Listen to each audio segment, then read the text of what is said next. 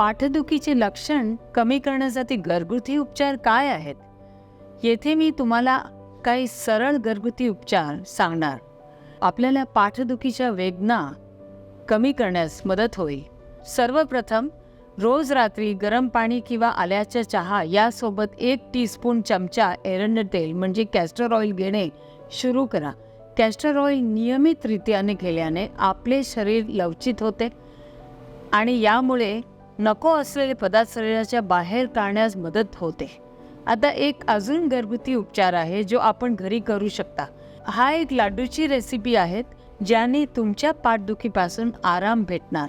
1 teaspoon चमचा मेथीच्या चूर्ण, पाव कप सुंठीच्या चूर्ण, पाव कप सुव्याच्या बियेच्या चूर्ण, अर्धा कप गूळ आणि पाव कप तूप या सर्वांना एकत्र करून 1-1 इंचाचे लाडू वळा आणि रोज सकाळी उपाशीपोटी 1 लाडू घ्या.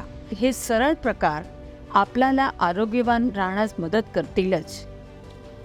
जर आपली बैठी जीवनशैली असेल तर थोडे पायी फिरणे आणि लहान ब्रेक्स घेणे सुरू करा, जेणेकरून आपल्या स्नायूंना आराम मिळेल. कामातून 2 मिनिटांचा ब्रेक घ्या आणि आपल्या पाठीला स्ट्रेच करा किंवा आपल्या ऑफिस कॉरिडॉरमध्ये आपल्या कामाच्या ठिकाणी लहान वॉक घ्या.